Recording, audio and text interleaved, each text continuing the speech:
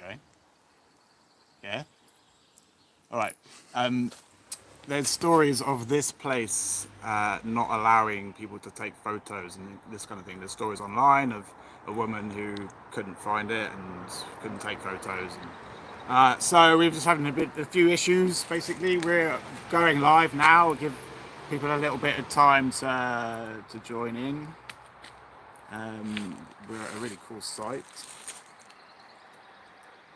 in a beautiful place. We're next to the road, which is very annoying.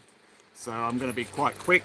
Ooh, try not to fall over. Quite quick about what I say because of the noise of the cars. But we're in beautiful. The woodland is beautiful, beautiful, beautiful. You can see the woodland over here.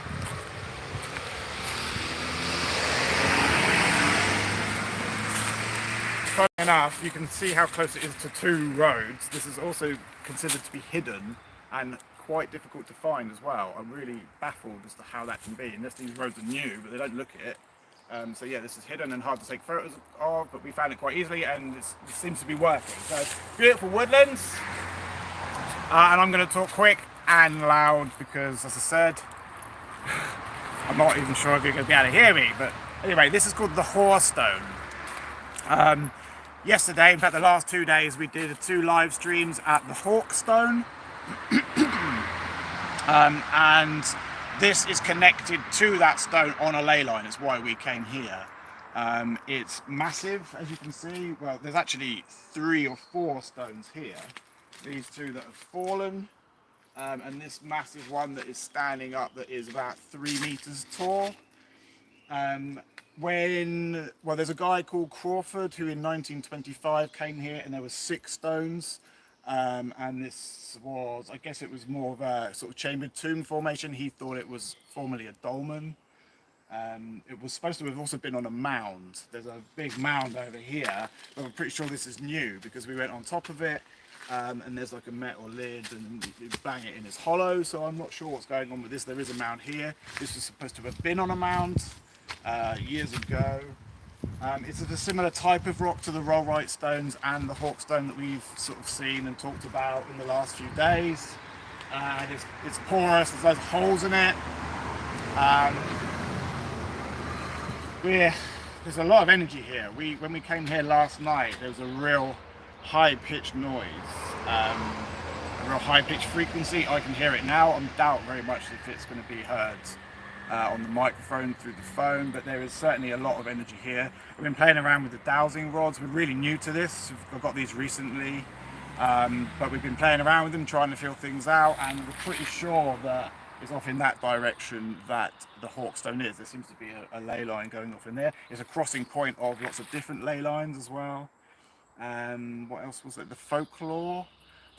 This is supposed to be called the Old Soldier, this stone. You can probably, I'm not even sure if you can see the top of it. It's massive. And there's a folklore about this going down to the village to drink a beer on the Midsummer's Evening, I think it was. What was the other folklore? About it being a king's burial chamber. Okay, that's right. Before the Romans, they buried a king in here thousands of years before. So interesting. I think that was kind of it, really. I've recently been having some very interesting experiences at the megalithic sites I come to. I feel like in some kind of healing process. I'm actually diabetic, type 1 diabetic, and I've been having all sorts of experiences where I feel like some dense energy is coming out of my body now, and that might sound weird to some people and not weird to others. I'm just giving telling my experiences, but there's certainly something going on. And don't forget, I'm a science teacher and a geneticist, so I come from this from a quite skeptical scientific perspective, but there is certainly some connection to these stones that I am having. I think this one feels like a healing stone.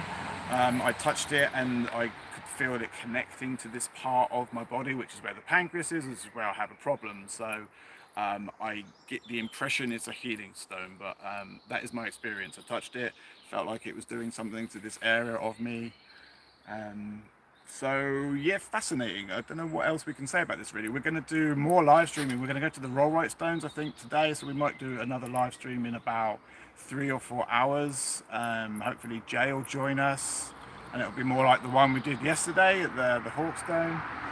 But for now, I think that's it. I don't know what's Crystal? Oh, that's one other thing. Yeah, of course. Well, actually, the most important thing. At a lot of these sites, we have been burying crystals. And I've been linking them through the crystals and through the astral realm kind of thing to all the sites I've visited. So we're going to bury one here. So basically, just inside.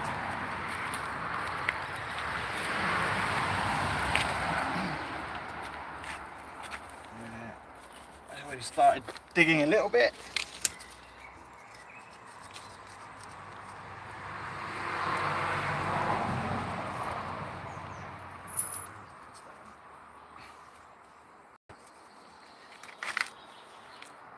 So basically what I like to do is connect this crystal to, as I said, all these other sites, and I just use my imagination to remember being at these sites.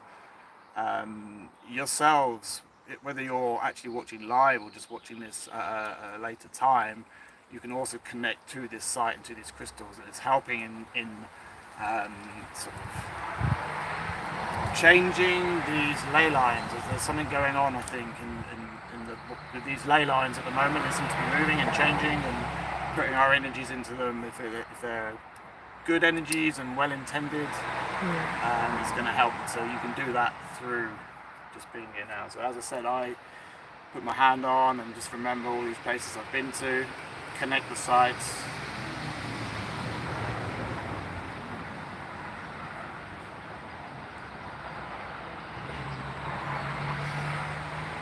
And there's a lot of sites. I kind of try and go through, I remember photos or video clips or moments I had at these sites, trying to attach to like the emotion I had at these sites.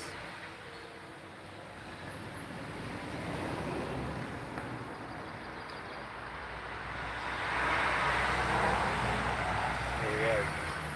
And any viewers watching now or at a future time can link their energy in with love to this crystal at any time and help uplift the grid. Absolutely.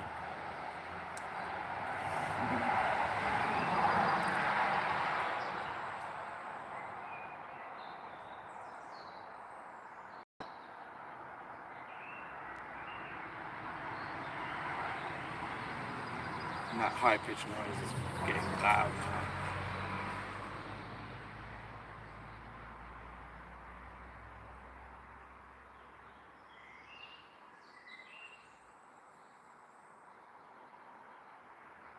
Yeah, interesting. So there we go. So I think that'll be enough for now, and we shall do one again probably this afternoon.